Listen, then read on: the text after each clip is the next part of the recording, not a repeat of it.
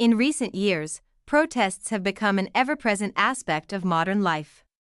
While many are peaceful, some have crossed a line, causing widespread disruption and even outrage.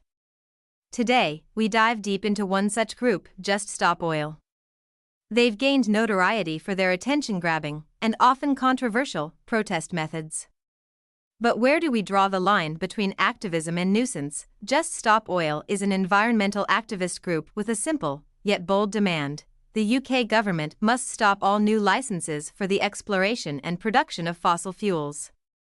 They claim their actions are a last resort, aimed at drawing attention to the urgent need for climate action. We're all familiar with environmental protests, from marches to sit-ins.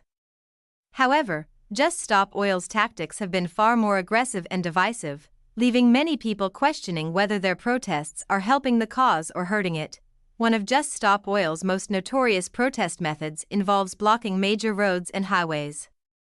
They sit in the middle of the street, halting traffic for hours on end. Commuters trying to get to work, parents taking kids to school, and even emergency services are forced to stop in their tracks.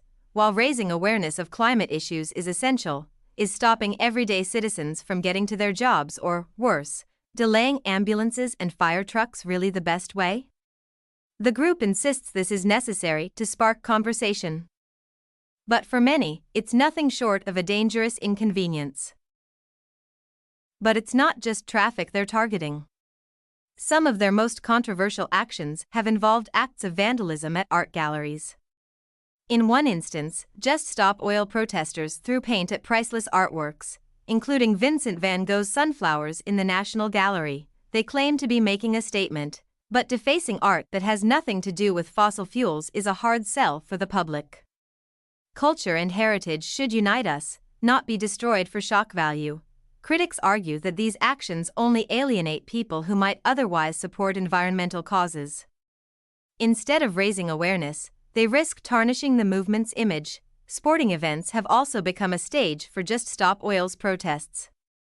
From running onto football fields to gluing themselves to goalposts, they've taken their message to the heart of the UK's most beloved pastimes. Fans pay good money to watch their teams play, and when matches are disrupted, it's not the oil companies that suffer, it's the fans and athletes. While the visibility is undeniable, is this really the way to win hearts and minds? Perhaps the group's most directly relevant protests involve blockades of oil refineries and depots. By stopping fuel from being distributed, they aim to hit the fossil fuel industry where it hurts. In theory, these protests align with the group's goals, but the consequences can ripple far beyond the oil companies. People reliant on fuel for heating or transport can find themselves in precarious situations as supply chains grind to a halt. While this is one of their most justified targets, many still question whether these blockades, which sometimes lead to arrests, are effective in changing policies or just creating chaos. Stonehenge, an iconic symbol of British history and culture, has also been a target.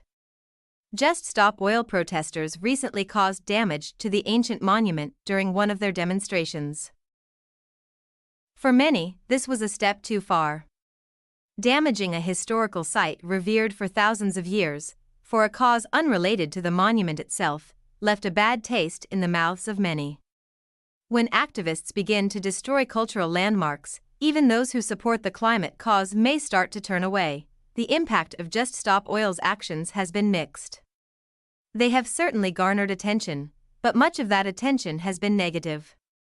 The question becomes, is this attention helping the fight against fossil fuels, or is it backfiring? While awareness of climate change is undoubtedly critical, there's a growing divide between the urgency of the issue and the methods used by groups like Just Stop Oil. Can such tactics really bring about the change they desire, or will it simply turn the public against them? So, what do you think? Are Just Stop Oil protesters justified in their extreme actions, or have they crossed a line, causing more harm than good?